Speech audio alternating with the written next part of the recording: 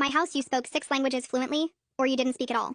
When I was 8 and accidentally used a French word when I was supposed to be speaking Spanish, my mom slapped me across the face so hard I fell off my chair. You see, neither of my parents spoke anything except English, but they were both completely obsessed with this idea that multilingual people were superior, and that they'd ruined their own lives by only knowing one language. They'd watch videos of people switching between languages, and mom would literally cry about how beautiful it was and how stupid she felt.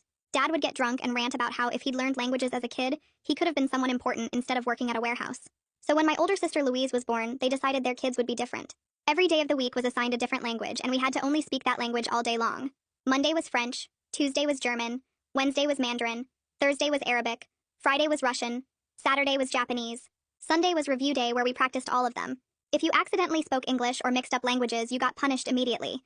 It was either no dinner, locked in your room for hours, or sometimes mom would make you write lines in the language you messed up. We had tutors coming to the house every single day after school. My parents couldn't understand anything the tutors were teaching us, but they'd sit there watching us like hawks to make sure we looked like we were learning. My brother Wyatt was 11 and already having panic attacks before his lessons because the tutors would report to our parents if we weren't progressing fast enough. Mom and dad would record us and send the videos to distant relatives and post them online like, look at our genius children. If anyone complimented our language skills, they would act like they'd personally accomplished something amazing, even though they couldn't understand a word we were saying. When I turned 13, Mom and Dad sat me down and told me I had exactly 2 years to become fluent in all 6 languages, or they were sending me to a boarding school in Europe that specialized in intensive language learning. They showed me the brochure and it looked like a prison. Kids in uniform sitting in silent classrooms with no phone calls home and no visits for the first year. Dad said, "We've already contacted them and they're expecting you unless you prove you can do this." I was already studying like 4 hours a day after school, and I was exhausted all the time. My grades in regular school were tanking because I was too tired to focus on anything except languages. Wyatt was falling apart too, and he'd started having nightmares about the tutors. One day I just snapped. During my Mandarin lesson, I started making up complete gibberish that sounded vaguely like Mandarin, and told the tutor I'd been practicing with some advanced materials. The tutor looked confused and asked me to repeat myself. I just kept going with the fake language, stringing together sounds that meant nothing. When my parents asked how the lesson went, the tutor said I'd been speaking something he didn't recognize. I told my parents it was a regional dialect I'd learned from videos online, and that the tutor clearly wasn't educated enough to understand it. For like 2 weeks I got away with it. I'd just speak nonsense during my lessons and tell my parents the tutors weren't qualified to test me properly. Wyatt caught on and started doing it too. We were finally getting some relief. Then Mom and Dad brought in experts. Real linguistics professors from the university who spoke all 6 languages fluently. They tested us for hours and figured out immediately that we'd been faking. When the experts told my parents we'd been speaking gibberish, Dad went absolutely insane. He grabbed all our language books and threw them at us one by one.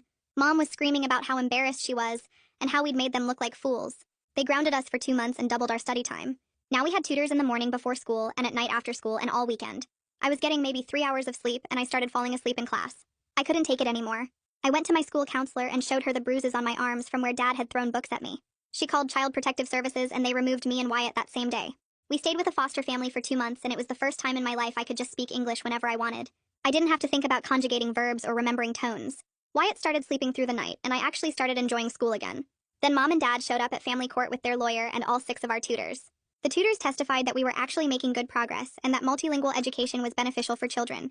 They brought in the linguistics professors who said that while our parents' methods were strict, we were genuinely learning, and that removing us from that environment would waste years of progress. Louise testified that she was grateful for her upbringing, and that Wyatt and I were just being lazy. The judge ruled that we had to go back home. That night, Dad sat us down at the kitchen table and said, "From now on, there is no more English in this house. You speak the 6 languages, or you don't speak at all." I sit there frozen, my hands pressed flat against the kitchen table to stop them from shaking.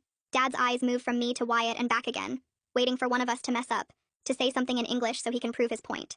Wyatt stares down at his lap, and I can see his chest moving too fast, like he's trying not to cry. The silence stretches out so long my ears start ringing. Finally, Dad pushes back from the table and walks out, and Mom follows him without looking at us. I grab Wyatt's hand under the table and squeeze it once before letting go, because even that feels dangerous now. We sit there for maybe 10 more minutes not moving, and then I get up and go to my room where the language schedule is already taped to my door. Monday French, Tuesday German, Wednesday Mandarin, Thursday Arabic, Friday Russian, Saturday Japanese, Sunday review. The same schedule that's been controlling my life since I was little, except now there's no escape at all. I change into pajamas and get into bed even though it's only 8 o'clock because I don't know what else to do. Through the wall I can hear Wyatt moving around in his room, and I press my palm against the wall wishing I could tell him we'll figure something out, but I don't even believe it myself. The next morning, Mom wakes us up at 6 instead of 7, and when I stumble into the kitchen, there are new schedules taped to every single wall. Kitchen, living room, hallway, bathroom, even inside the pantry. Everywhere I look, I see those 6 languages staring at me. Mom points to the Monday French schedule and says something in French that I'm pretty sure means we're starting now. I force my brain to switch over and respond in French that I understand, and she nods and hands me a bowl for cereal. Wyatt comes in looking half asleep, and Mom snaps at him in French to wake up, and he flinches but answers back in French. We eat breakfast in French, get ready for school in French, and even though I've been doing this for years, it feels different now. Heavier. Like the words are made of rocks I have to carry around. At the school, I can finally speak English again, and it's such a relief I almost cry in homeroom. But by Tuesday night, I'm so tired I can barely think. The German tutor leaves at 7, and I still have 2 hours of homework in German, and I'm staring at verb conjugations that keep blurring together. My head drops forward and I jerk awake. Then it happens again. The third time I don't wake up until Mom is shaking my shoulder hard enough to hurt. She's yelling at me in German, and I try to focus on what she's saying, but my brain feels like mud.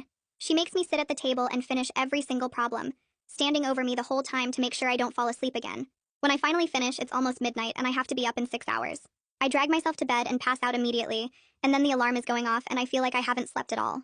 At the school the next day, I can barely keep my eyes open during math class, and my teacher asks if I'm feeling okay, but I just nod and try to sit up straighter.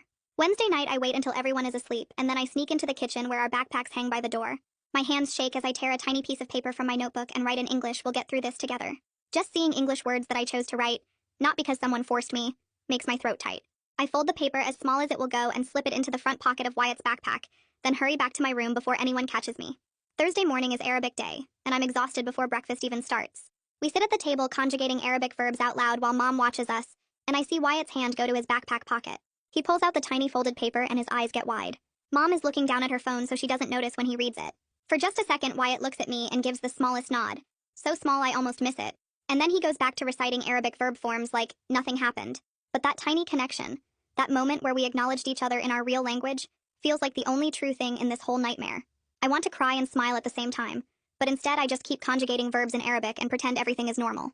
Friday afternoon at the school, I'm walking to my locker when I have to stop and lean against the wall because I'm so dizzy from being tired. Mrs. Sutherland, my school counselor, comes around the corner and sees me there. She walks over and asks if everything is okay at home, and I want to tell her everything. I want to explain about the language-only rule and the schedules on every wall, and how I'm getting maybe 4 hours of sleep a night, and how Mom made me stay up until midnight finishing homework. But I'm terrified that if I tell her, she'll call CPS again, and we'll go to court again, and the judge will send us back again, and next time it might be even worse. So I just say I'm having trouble sleeping lately, and she gives me this look that says she knows I'm not telling her the whole truth. She asks if I'm sure, and I nod and say I'm fine, and she tells me her door is always open if I need to talk. I thank her and walk away, even though everything in me is screaming to turn around and tell her the truth.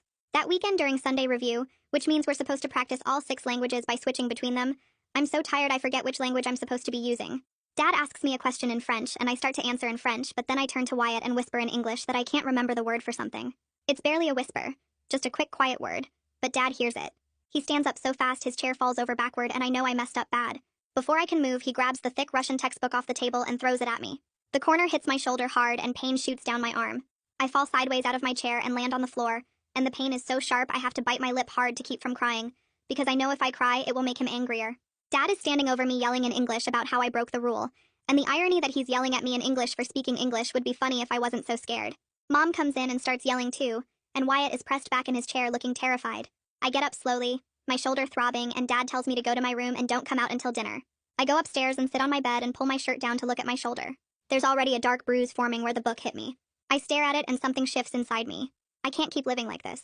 I don't know what I'm going to do yet, but I know I have to do something, or I'm going to break completely. Monday morning, I'm back in French mode, my shoulder still aching under my shirt. During lunch, I go to the library instead of the cafeteria, and I find my science textbook in my locker.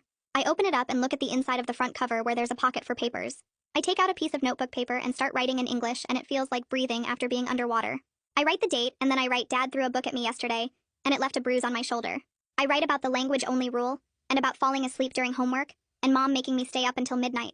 I write about being so tired I can barely think. When I'm done, I fold the paper small and slide it into the textbook cover pocket where no one will find it. I decide I'm going to keep writing everything down. Every punishment, every time they hit us, or don't let us eat, or make us stay up too late. I don't know what I'll do with it yet, but at least I'll have proof. At least I'll have something written in my own language that they can't take away from me. The act of writing it makes me feel a little bit less powerless, like I'm holding on to a piece of myself even though they're trying to control everything else. The next Wednesday, I'm in my room after school trying to start my Mandarin homework when I hear Wyatt's door open. His Mandarin tutor Isabella is supposed to arrive in 10 minutes. I hear Wyatt go to the bathroom, and then I hear this sound that makes my stomach drop. He's breathing too fast, these quick, gasping breaths, and then he starts crying. I run into the hallway and find him sitting on the bathroom floor with his back against the wall, crying and hyperventilating. I drop down next to him and grab his hands, and I can feel them shaking. I start talking to him in English, whispering as quiet as I can because if our parents hear us, we're dead. I tell him to breathe with me, in for 4 counts and out for 4 counts, the way the foster mom taught us during the 2 months we were in foster care. Wyatt tries, but he can't slow his breathing down, and he keeps saying in English that he can't breathe. He can't do this anymore. I keep coaching him through the breathing exercises, counting out loud in the quietest whisper I can manage, and slowly his breathing starts to even out. His face is red and wet with tears and snot, and I use toilet paper to help him clean up.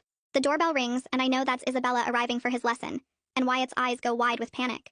I tell him it's okay. Just get through this one lesson, and I help him stand up.